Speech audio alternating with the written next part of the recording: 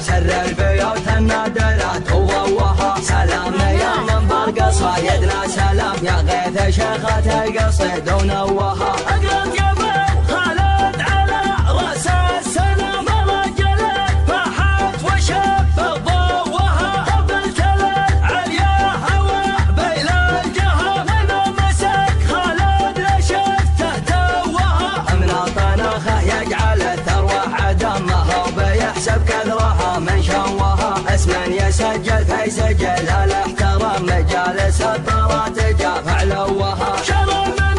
بالماينه مصر بيان سمو وبالرجح زها سموها وان قنيت الوضح جعلك على القوه انت ما الهوى هي عزلها لها ما قناها كل من حوض ودوه تبغى يلي في المحافل يجملها تبغى يلي في المحافل يجملها شال وضحا كان نجم السما فوه من تسند الغوالب تطورها كل وضحا جمعه زين والهوه كان مقيال الحمام بمهدلها كان كبر الراس يعطيه نجره وكان تنكس الظهر من معاقلها ما سطرها الاعراضات كانها تروح تطبخ تليها يدحم اولها والجنب جمع الجماع ضب ومروه يحتمون البلقاء لو ما نهالها لابة يوم اشهبان وقت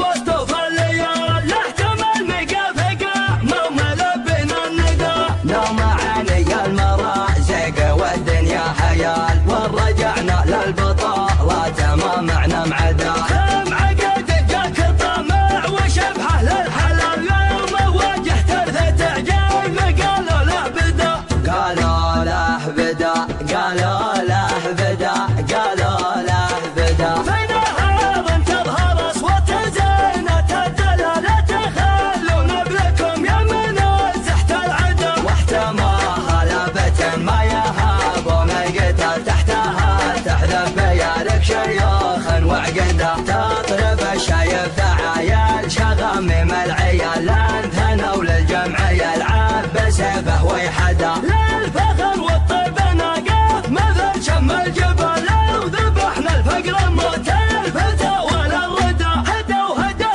يا اهل الحكي عندي كلام يسبق قدم العاصفه هدوها وانا لغنيت قصيد شقها وجيب من صمخ البيت قوها الحاج سلم بعد لحقك ملام سر البيوت النادرات وضوها سلام يا من برق صايدنا سلام يا غيث شيخة القصيد ونوها اقرب يمن خالد على راس السلام رجلت فاحت وشب ضوها قبلت العليا هوى بين الجهه من مسك خالد لشفته توها من طناخه يجعل الثروه عدمها وبيحسب كثرها من شوها اسما يسجل في سجل الاحترام مجالس الطرات جاف علوها شرى من بالماينه مصر بيان سمو وبالرجح زها سموها